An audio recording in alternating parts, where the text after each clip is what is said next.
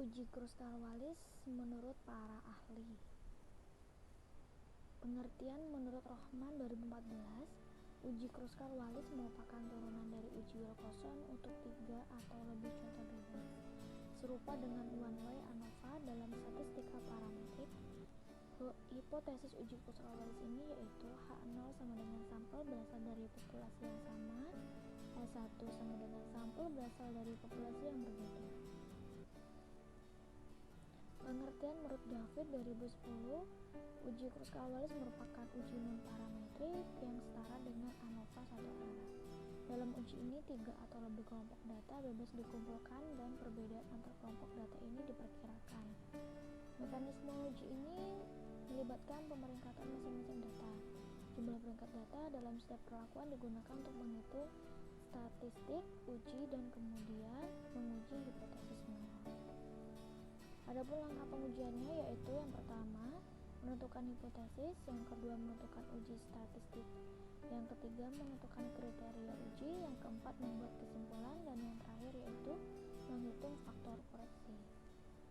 Adapun rumus dari uji Kruskal-Wallis yaitu yang bisa dilihat keterangannya, saya jelaskan. N sama dengan total banyaknya data, C sama dengan banyaknya kelompok, Simarit sama dengan total peringkat pada satu kelompok J, NJ sama dengan banyaknya item pada satu kelompok, H sama dengan terdistribusi X pangkat 2 dengan derajat bebas DF sama dengan C kurang 1. Keterangannya yaitu jika H lebih dari X pangkat 2 K kurang 1, maka hipotesis 0 diterima. Jika H kurang dari X pangkat 2 K kurang 1, maka hipotesis 0 diterima. Adapun faktor koreksi yaitu faktor koreksi ini digunakan ketika ada ranking yang seri atau sama.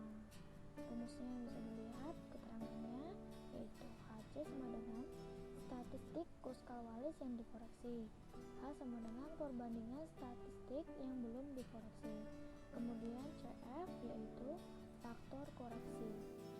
Baiklah, sekarang kita memasuki slide yang selanjutnya, yaitu slide yang berisi tentang contoh soal, yang mana telah dilakukan penelitian untuk mengetahui apakah ada perbedaan tingkat pengetahuan kadar gizi di posyandu yang telah diberikan pelatihan dengan metode yang berbeda. Metode pelatihan ini terdiri dari ceramah, bermain peran, dan demonstrasi. Penelitian dilakukan terhadap 3 kelompok sampel yang dipilih secara random. Jumlah sampel pada kelompok 1, yang mana kelompok 1 ini menggunakan metode ceramah yang berjumlah 11 orang. Nomor 2, sampel kelompok 2 dengan metode bermain peran yang berjumlah 12 orang. Dan jumlah sampel kelompok 3 yaitu dengan metode demonstrasi sebanyak 10 orang. Pengukuran pengetahuan dilakukan menggunakan kuesioner yang berisi pertanyaan tentang gizi yang berkaitan dengan kegiatan posyandu. Data tingkat pengetahuan gizi kader dari 3 metode pelatihan disajikan dalam bentuk tabel, yang mana ini ditulis oleh Rahmat pada tahun 2012. Pada slide yang selanjutnya, di sini terdapat contoh soal yang berbentuk tabel. Di sini tabelnya berisi tentang metode yang tadi digunakan untuk 3 kelompok, dengan judul tingkat pengetahuan gizi kader posyandu. Pada slot pertama berisi tentang ceramah, yang kedua berisi tentang bermain peran, yang ketiga berisi demonstrasi. Pada tabel pertama yang bertema ceramah terdapat angka 78, 92, 68, 56 dan selanjutnya. Yang slot kedua yaitu bermain peran terdapat angka 82, 89, 72, 57, 62, 75 dan seterusnya. Yang ketiga yaitu demonstrasi terdapat angka 69, 79, 65, 60 dan seterusnya. Pada slide yang selanjutnya di sini terdapat 2 jawaban. Jawaban yang pertama merupakan formulasi hipotesis. H0, tidak ada perbedaan tingkat pengetahuan gizi kader posyandu dari ketiga metode pelatihan yang telah diberikan. Yang poin kedua yaitu poin B yang berisi tentang H1, yang berarti ada perbedaan tingkat pengetahuan gizi kadar posyandu dari ketiga metode pelatihan yang telah diberikan. Jawaban nomor 2 menyatakan bahwa menentukan batas kritis nilai alfa sebesar 5% apabila dijadikan desimal, hasilnya merupakan 0,05, dan pada tabel Q-square dengan DF sama dengan K dikurangi 1 sama dengan 3 dikurangi 1 dan berhasil akhir 2, maka nilai Q-square tabel yaitu 5,991. Pada slide nanti yang terakhir terdapat tabel Q-square yang menunjukkan angka 5,991. Ini merupakan slide dari jawaban tabel. Tingkat pengetahuan gizi kadar posyandu. Pada slot pertama, ceramah, yang mana ceramah ini telah di-ranking.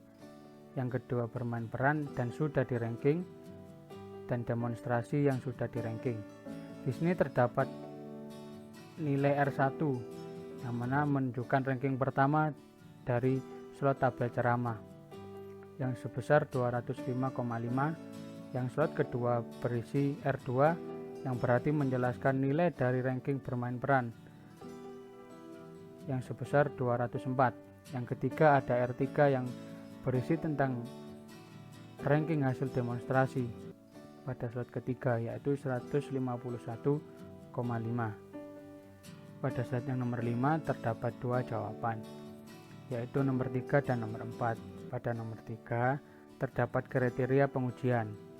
Poin pertama pada nomor 3, H0 ditolak jika H hitung lebih besar dari 5,991.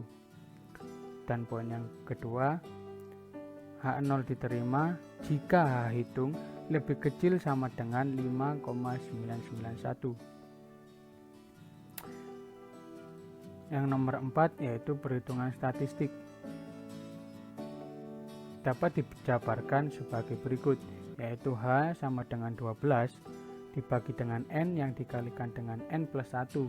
Dikarenakan ini N dan plus 1 ini dikurung, maka penjabarannya nanti dikalikan. Selanjutnya, buka kurung besar, sigma E J min 1 sama dengan 1.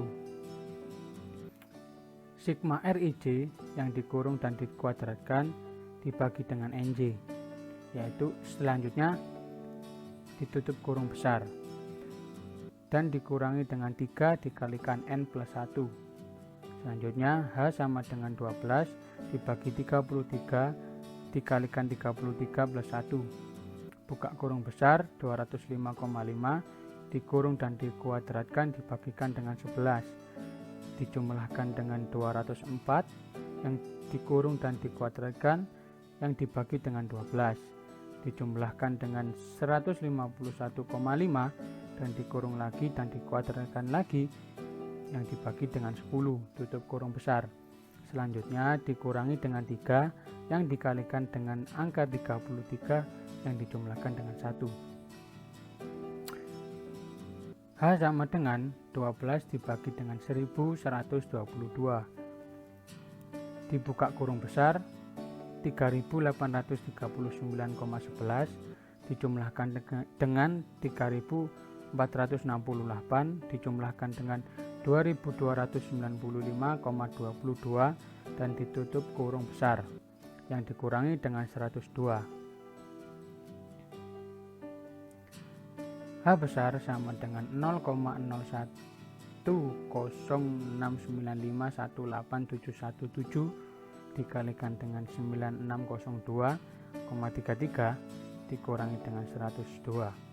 Hasilnya yaitu 0,699 dan dibulatkan menjadi 0,7. Sekarang kita memasuki slide yang nomor 6, yaitu terdapat dua jawaban dan satu jawaban kesimpulan. Yang nomor 5, mencari nilai CF besar. CF besar sama dengan 1 dikurangi sigma T pangkat 3 dikurangi T yang dikurung, yang dibagi dengan N pangkat 3 dikurangi dengan N yang dikurung juga. CF besar sama dengan 1 buka kurung tutup kurung 2 pangkat 3 dikurangi dengan 2 dijumlahkan dengan 2 pangkat 3 kurangi 2 yang dikurung juga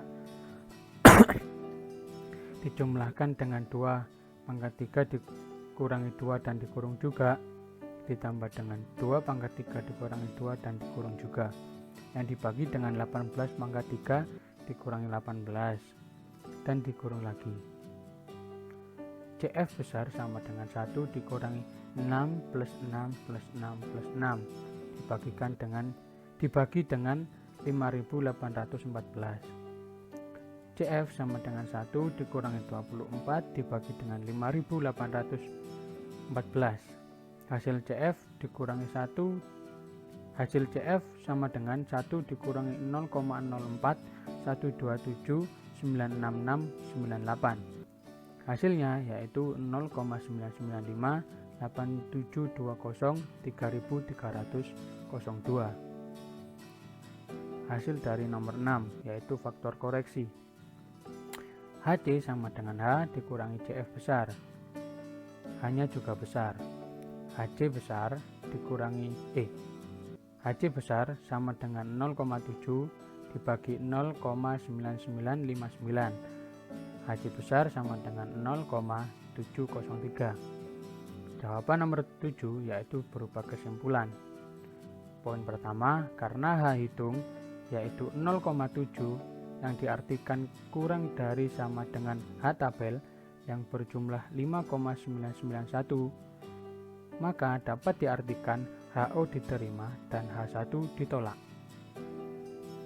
Poin kedua, dapat disimpulkan tidak ada perbedaan tingkat pengetahuan gizi pada kadar posyandu dari ketiga metode pelatihan yang telah diberikan.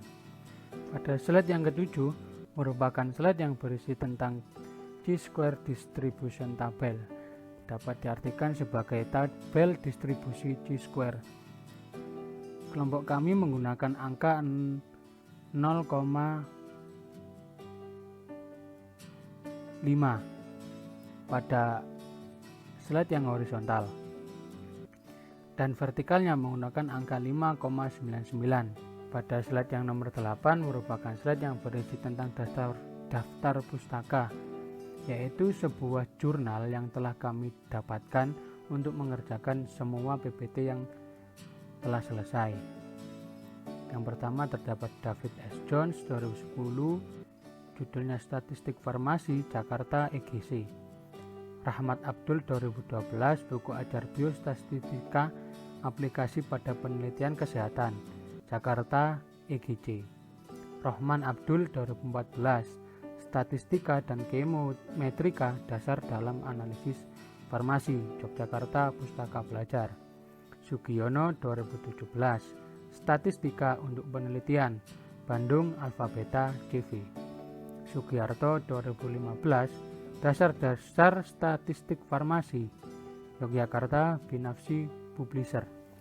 Terima kasih atas perhatian dari Bapak dosen. Apabila ada salah-salah kata dalam pengucapan, kami mohon maaf. Salam hangat dari kami, kelompok 7 kelas 5D. Assalamualaikum warahmatullahi wabarakatuh.